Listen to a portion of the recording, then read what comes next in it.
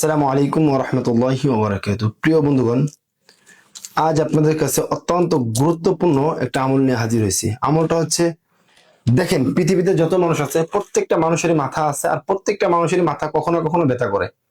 তো একবার রোম সম্রাট হযরত ওমর রাদিয়াল্লাহু তাআলা আনহুর নিকটে এই মর্মে চিঠি লিখলেন যে, হযরত ওমর, আমার তো সব সময় মাথা ব্যথা থাকে, আপনি আমাকে কিছু একটা দিন যাতে মাথা ব্যথা দূর হয়ে যায়। তখন হযরত ওমর রাদিয়াল্লাহু তাআলা আনহু তাকে নিজে হাতে সেলাই করে একটা টুপি পাঠাইলেন। ওই টুপিটা যখন রোম সম্রাট মাথার মধ্যে দেন, সঙ্গে সঙ্গে তার মাথা ব্যথা দূর হয়ে যায়। কিছুদিন যাওয়ার পর রোম সম্রাট এটা পরীক্ষা করার জন্য যে এই টুপির মধ্যে কি আছে, তার মনে কৌতূহল জাগলো যে দেখবো এই টুপির মধ্যে কি আছে।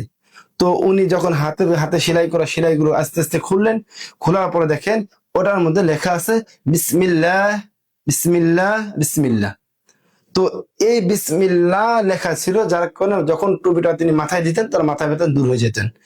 চলুন, আমাদের যাদের সব সময় মাথা ব্যথা করে, আমরা এই বিসমিল্লাহ 3 বার লিখে ওটাকে একটা পানির মধ্যে ভিজে পানিটা খেয়ে নেবো এবং 3 বার বিসমিল্লাহ লিখে আমরা মাথার মধ্যে বেঁধে নেবো। ইনশাআল্লাহ আমি নিজেই আমলটা পরীক্ষা করে দেখছি, অনেক ভালো কাজ করে, সাথে সাথে মাথা ব্যথা চলে যায়।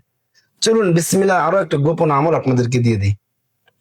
বিখ্যাত ফকিহ মুহাম্মদ জুনুনি রহমাতুল্লাহি আলাইহি, তিনি একবার জ্বরে অনেক আক্রান্ত হয়েছেন।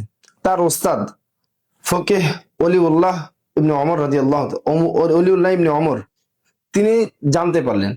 তখন তিনি তার ছাত্রকে দেখতে যখন আসছিলেন, তখন তিনি তার সাথে করে একটা তাবিজ নিয়ে আসছিলেন, ছোট একটা তামিমা তাবিজ নিয়ে আসছিলেন। ওই তাবিজটা যখন তার ছাত্রকে দিয়েছে, বলছে এই এই তাবিজটা তুমি খুলে দেখিও না, ঠিক আছে? সে খুলে দেখে না। যখন তাবিজটা তার শরীরে বাঁধার সাথে সাথে জ্বরটা সেরে গেছে, একদম জ্বর চলে গেছে। তখন তার ছাত্র ওইটাকে গোপনে খুলে দেখছে, খুলে দেখার পরে আবার জ্বর আসছে। ওই বিষয়টা যখন উস্তাদের কাছে আবার জানানো হয়েছে, তখন উস্তাদ বলছে তোমাকে বলেছিলাম এটা খুলে দেখিও না। অতএব এই বিসমিল্লাহর মাধ্যমে আমরা অনেকগুলো কাজ থেকে আমরা আল্লাহ তাআলা থেকে নিয়ে নিতে পারি। যেমন যে কোনো ব্যথার জন্য বিসমিল্লাহকে আমরা ব্যবহার করতে পারি, শরীরের যে কোনো অঙ্গের মধ্যে ব্যথার জন্য বিসমিল্লাহকে ব্যবহার করতে পারি, জ্বরের জন্য আমরা বিসমিল্লাহকে ব্যবহার করতে পারি।